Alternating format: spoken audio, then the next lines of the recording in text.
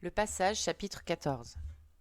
Cette nuit-là, étendu sur son lit de camp rugueux et malodorant, Stanley se demanda s'il aurait pu s'y prendre autrement. Mais il n'y avait rien d'autre à faire. Pour une fois dans sa vie de malchance, il s'était trouvé au bon endroit au bon moment. Mais il n'en avait tiré aucun avantage. « Tu l'as » demanda-t-il à X-Ray le lendemain pendant le petit déjeuner. X-Ray le regarda, les paupières mi-closes derrière ses lunettes sales. « Je ne vois pas de quoi tu veux parler, grommela-t-il. « Tu sais bien, dit Stanley. « Je ne sais rien du tout, répliqua sèchement X-Ray. « Fiche-moi la paix, tu veux, je n'ai pas envie de te parler. » Stanley ne dit plus un mot. Monsieur les accompagna sur le lac en mâchant des graines de tournesol, dont il crachait les écorces tout au long du chemin. Il traça plusieurs marques sur le sol avec le talon de sa botte pour montrer à chacun l'endroit où il devait creuser. D'un coup de pied, Stanley enfonça la pelle dans le sol sec et dur. Il n'arrivait pas à comprendre pourquoi X-Ray lui avait parlé sur ce ton. Il n'avait pas l'intention de montrer le tube. Pourquoi l'avait-il obligé à le lui donner? Voulait-il le garder pour lui? Le tube était doré, mais Stanley ne pensait pas qu'il soit vraiment en or. Le camion d'eau arriva peu après le lever du soleil. Stanley but la dernière goutte de son bidon et sortit de son trou. À cette heure de la journée, il voyait parfois au loin des collines ou des montagnes dont les contours se dessinaient de l'autre côté du lac. Elles n'étaient visibles qu'un court moment et disparaissaient très vite derrière une brume de chaleur et de poussière. Le pick-up s'arrêta et le nuage de poussière poursuivit son chemin quelques instants. X-Ray prit sa place au premier rang de la file. Mr. Pendanski remplit son bidon. « Merci, man !» dit X-Ray. Il ne parla pas du tube. Mr. Pendanski remplit tous les bidons, puis remonta dans la cabine du pick-up. Il devait maintenant apporter de l'eau au groupe E. Stanley les voyait creuser 200 mètres plus loin. « Mr. Pendanski !» s'écria alors X-Ray dans son trou. « Attendez, Mr. Pendanski, je crois que j'ai trouvé quelque chose !» Les autres suivirent Mr. Pendanski, qui s'était précipité vers X-Ray. Stanley vit le tube doré pointé au milieu d'un tas de terre sur la pelle de X-Ray. Mr. Pendanski examina l'objet et regarda longuement l'extrémité plate sur laquelle était gravé le cœur. « Je crois que le directeur va beaucoup apprécier ça, dit-il. »« Est-ce que X-Ray va avoir une journée libre ?» demanda Calamar. « Continue à creuser jusqu'à nouvel ordre, répondit Mr. Pendanski. Il eut alors un sourire. « Mais si j'étais toi, Rex, je ne creuserais pas trop dur. » Stanley regarda le nuage de poussière traverser le lac jusqu'à la cabane en rondin, derrière les deux arbres. Le groupe E allait devoir attendre. Le pick-up ne mit guère longtemps à revenir. Mr. Pendanski sortit de la cabine. Une femme de grande taille, les cheveux roux, descendit également côté passager. Aux yeux de Stanley, qui était retourné au fond de son trou, elle paraissait encore plus grande qu'elle ne l'était en réalité. Elle portait un chapeau de cow-boy noir et des bottes de cow-boy également noires, incrustées de pierres couleur turquoise. Les manches de sa chemise étaient remontées. Ses bras et son visage étaient couverts de taches de rousseur. Elle se dirigea droit sur X-Ray. « C'est ici que tu as trouvé ça ?»« Oui, madame. »« C'est du bon travail, tu vas être récompensé. » Elle se retourna vers Mr. Pendanski. « Reconduisez X-Ray au camp, dit-elle. Il aura droit à une double douche et vous lui donnerez des vêtements propres. Mais pour commencer, vous allez remplir tous les bidons. » « Je viens de les remplir il y a quelques instants, » fit observer Mr. Pendanski. La femme le regarda fixement. « Pardon ?» dit-elle d'une voix douce. « Je venais de remplir les bidons quand X-Ray... »« Pardon ?» répéta la femme. « Est-ce que je vous ai demandé à quel moment vous les aviez remplis ?»« Non, mais j'ai juste... Pardon ?» Mr. Pendanski se tut. La femme lui fit signe de s'approcher en remuant son index recourbé. « Il fait très chaud. Et il va faire de plus en plus chaud. Ces braves garçons ont travaillé très dur. Vous ne pensez pas qu'ils auraient déjà pu boire une partie de leur eau depuis que vous avez rempli leur bidon ?» Mr. Pendanski ne répondit rien. La femme se tourna vers Stanley. « Viens voir ici, l'homme des cavernes. » Stanley fut surpris qu'elle connaisse son surnom. Il ne l'avait jamais vue. Jusqu'à ce qu'elle sorte du pick-up, il ne savait même pas que le directeur était une femme. Il s'approcha d'elle avec une certaine appréhension. Mr. Pendanski et moi venons d'avoir une petite discussion. Est-ce que tu as bu de l'eau depuis qu'il a rempli ton bidon ?» Stanley ne voulait causer aucun ennui à Mr. Pendanski. « Il m'en reste encore plein. »« Pardon ?» Il marqua une pause. « Oui, j'en ai bu un peu. »« Merci. Je peux voir ton bidon, s'il te plaît ?» Stanley le lui tendit. Il remarqua que ses ongles étaient peints d'un vernis rouge foncé. Elle remua légèrement le bidon en faisant clapoter l'eau à l'intérieur. « Vous entendez cet espace vide ?» demanda-t-elle. « Oui, » répondit Mr. Pendanski. « Alors remplissez-le. Et la prochaine fois que je vous dirai de faire quelque chose, j'aimerais que vous le fassiez sans mettre mon autorité en question. Si c'est trop difficile pour vous de remplir un bidon, je vous donnerai une pelle. Comme ça, vous pourrez creuser des trous. Et pendant ce temps-là, l'homme des cavernes remplira votre bidon. Elle se retourna vers Stanley. Je pense que ça ne te gênerait pas trop, n'est-ce pas? Non, dit Stanley. Alors, qu'est-ce que vous décidez?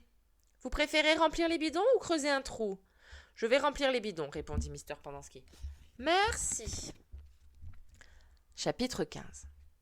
Mr. Pendanski remplit les bidons. Le directeur prit une fourche sur la plateforme du pick-up et l'enfonça à plusieurs reprises dans le tas de terre de X-Ray pour voir si quelque chose d'autre ne s'y trouvait pas. Quand vous aurez déposé X-Ray au camp, vous me rapporterez 3 brouettes, dit-elle à Mr. Pendanski. X-Ray monta dans le pick-up. Tandis que le camion s'éloignait, il se pencha à la fenêtre et fit un signe de la main. « 0, dit le directeur. Tu vas continuer à creuser le trou de X-Ray. Elle semblait savoir que c'était 0 qui creusait le plus vite. Et si elle est calamar, vous continuerez à creuser là où vous étiez, mais vous aurez quelqu'un pour vous aider. Zigzag, tu aideras Essel. Aimant aidera Calamar. Et toi, l'homme des cavernes, tu feras équipe avec 0. On va creuser la terre 2 fois. 0 creusera le trou et l'homme des cavernes remplira une brouette avec la terre en regardant très attentivement. Zigzag fera pareil avec Essel, même chose pour Aimant et Calamar. Il faudra ouvrir l'œil et ne rien laisser passer. Si l'un de vous trouve quelque chose, lui et son copain auront droit à la journée libre et à double douche. Quand les brouettes seront pleines, vous irez les renverser ailleurs qu'ici. On ne va pas s'encombrer avec tous ces tas de terre. Le directeur resta avec eux toute la journée en compagnie de Mr. Pendanski et de Mr. Monsieur, qui étaient venus les rejoindre. Parfois, Mr. Monsieur partait au volant du pick-up pour donner à boire aux autres groupes. Le reste du temps, il attendait là avec le camion d'eau. Le directeur veillait à ce que personne n'ait soif dans le groupe D. Stanley fit ce qu'on lui avait dit. Il remplissait la brouette en examinant soigneusement la terre que 0 sortait du trou. Mais il savait bien qu'il ne trouverait rien du tout. C'était plus facile que de creuser son propre trou. Quand la brouette était pleine, il allait la vider à bonne distance. Le directeur ne tenait pas en place. Elle n'arrêtait pas d'aller d'un trou à l'autre, regardant par-dessus leurs épaules, plantant sa fourche dans le tas de terre. « Tu fais du très bon travail, dit-elle à Stanley. Au bout d'un moment, elle ordonna d'échanger les tâches. Stanley, Zigzag et Aimant se mirent à creuser les trous, tandis que 0, Essel et Calamar remplissaient les brouettes. Après le déjeuner, 0 recommença à creuser et Stanley se chargea à nouveau de la brouette. « Inutile de se presser, répéta plusieurs fois le directeur. L'important, c'est de ne rien laisser passer. » Ils creusèrent jusqu'à ce que les trous aient près de 2 mètres de profondeur et de diamètre. Mais il était plus facile de creuser à 2 un trou de 2 mètres que tout seul un trou d'1,50 m.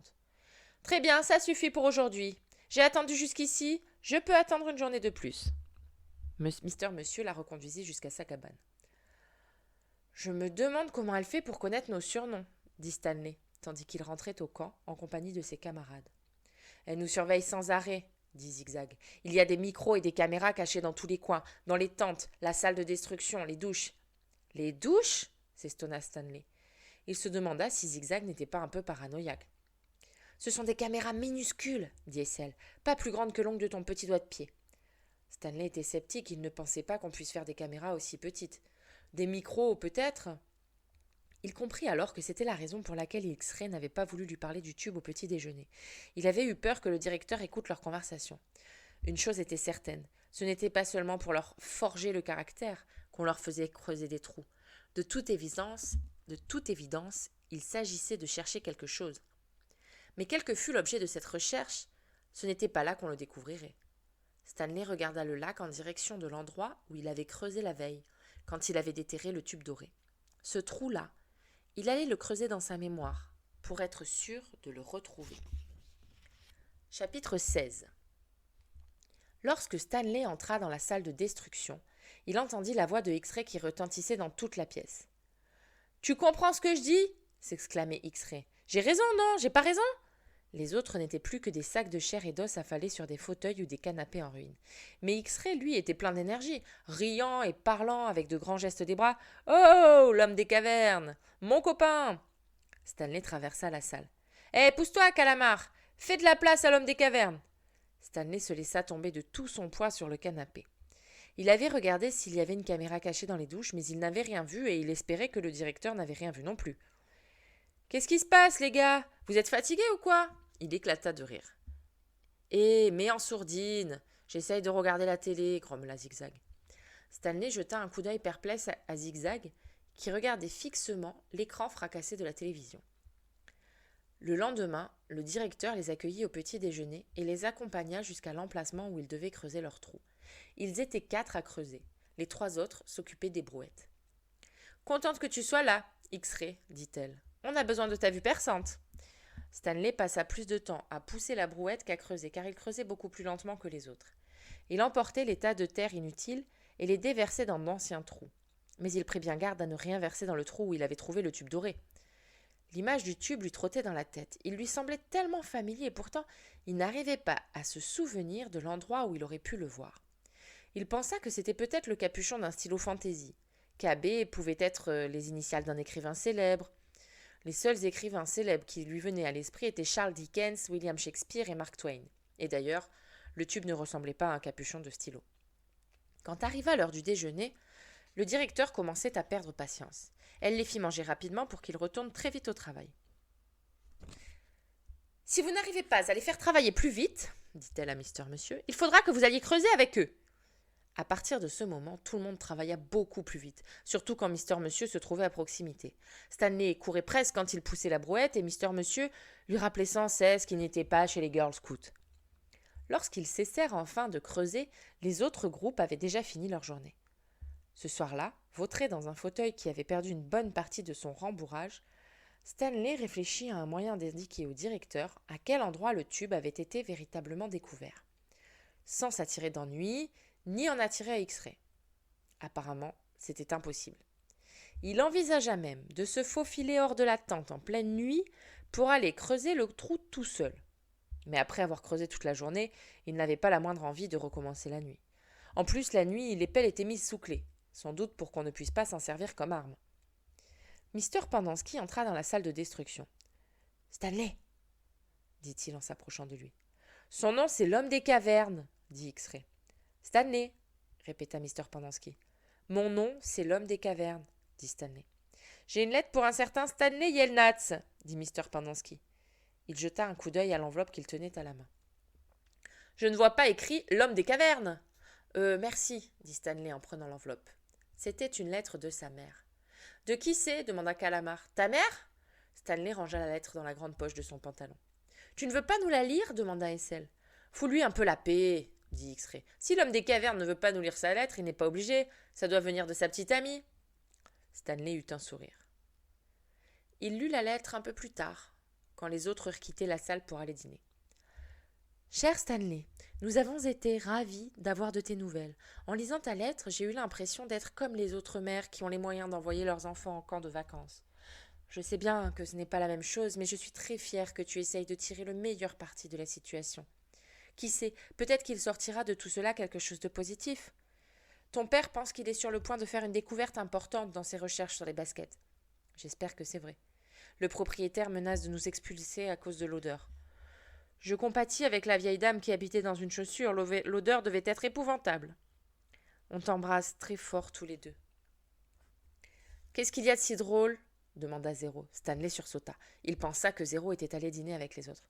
Rien, c'est quelque chose que ma mère a écrit. Qu'est-ce qu'elle dit ? Rien. Ah bon, excuse-moi, dit Zéro. C'est à cause de mon père qui essaye d'inventer un moyen de recycler les vieilles baskets. Il est toujours en train de faire cuire des vieilles semelles, alors forcément, l'appartement ne sent pas très bien. Et dans sa lettre, ma mère dit qu'elle compatit avec la vieille dame qui habitait dans une chaussure, parce que ça devait sentir très mauvais chez elle. Zéro lui jeta un regard vide. « Tu connais la comptine ?» Zéro resta silencieux. « Tu l'as déjà entendu, la comptine, sur la vieille dame qui habitait dans une chaussure ?»« Non. » Stanley parut stupéfait. « C'est comment ?» demanda Zéro. « Tu n'as jamais vu Sesame Street ? Tu sais, l'émission de télé quand on était petit ?» Zéro eut le même regard vide. Stanley se leva pour aller dîner. Il se serait senti passablement ridicule s'il s'était mis à réciter des comptines au camp du lac vert.